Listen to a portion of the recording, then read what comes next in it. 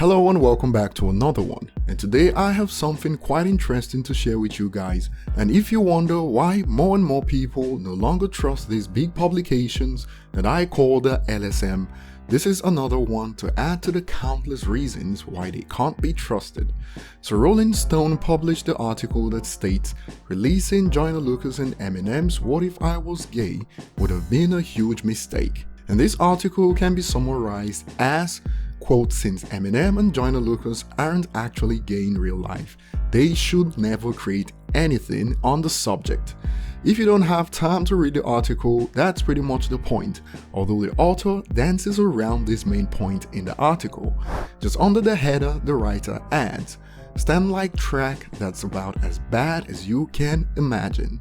Now I've done 2 videos on this song, and so far, based on the reception I've seen under my videos, this is not my opinion now, but the opinion shared by many others. Describing the song to be as bad as you can imagine is totally misleading. So let's dive into this trash to see what we can find, and let's see if the writer can justify why it is as bad as you can imagine. Since its arrival in 2000, Stan never really left. Stubborn, persistent, and culturally malleable, the song's name, concept, and story structure took on a life of their own. Almost 2 decades later, the word is so ubiquitous, there are likely millions of modern Stans that have never listened to Stan. If they did, they might well be horrified to be compared to the skinny, out-of-control character staring back at them. Skinny seems out of place there, and it looks like the writer thinks being skinny like Stan is also a negative point to add. So let's get this straight. The writer assumes that if people actually listen to Stan, they'd be horrified to be called a Stan. But language evolves, and even according to the dictionary definition, you don't have to be crazy to the point of causing harm to be described as a Stan. It's like what the word gay evolved to mean today. Previously it meant light-hearted and carefree, joyful person, and we know what it means today. That's evolution. Else everyone described as a Stan will be in jail today. Remember how I said earlier that this article can be summarized as, quote, since Eminem and Joyner Lucas aren't actually gay in real life, they should never create anything on the subject. The writer gives it away here. The first 2 verses feature Joyner playing a character, questioning their sexuality. No matter how well-meaning the intent is, the hackneyed lyrics sound exactly like what would happen if a straight man tried to describe what he thinks the gay experience is like over a beat that would have been left on 808 and Heartbreak's cotton room floor. The key word here is playing a character. I'd say that again, playing a character. This is pretty much the writer giving directions on what an artist is allowed to create, and today more than ever, people struggle to separate art and reality.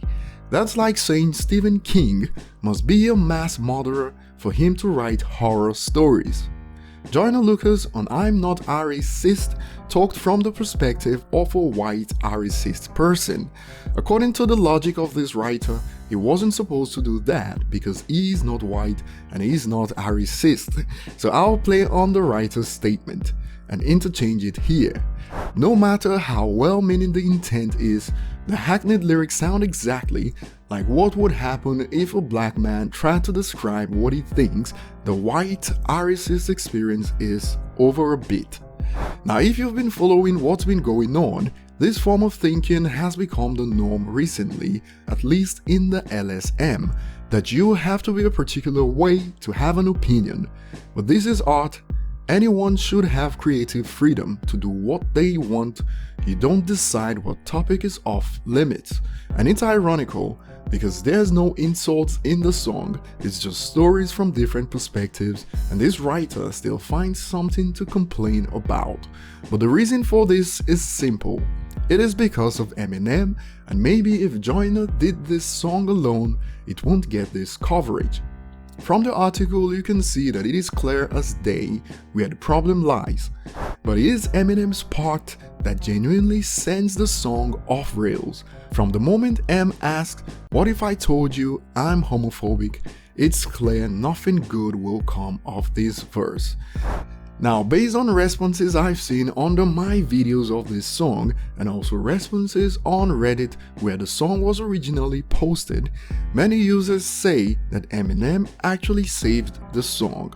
But according to the writer, it is Eminem's bit that sends the song off the rails.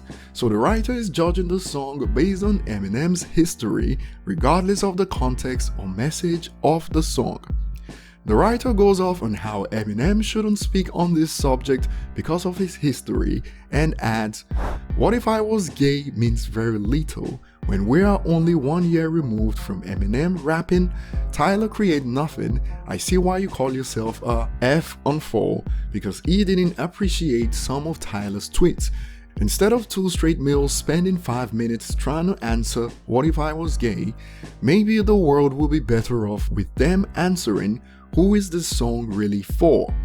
First of all, Tyler has already stated that he didn't ask anyone to get offended for him, as he's also well aware that it will be hypocritical on his part to take offense when he also used the word extensively before he came out the closet following the footsteps of his idol Eminem.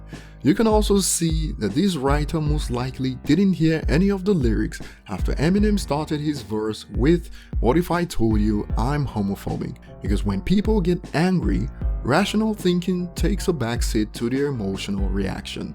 The song is a fictional storytelling record, and even the writer admitted that they are playing characters in the song. No one has the right to control what an artist raps about. It's fiction. You don't have to be Japanese to write a song about a Japanese character. There are several movies about slavery, directed and acted by people who have no idea what real slaves experienced, and there's nothing wrong with that because it's art.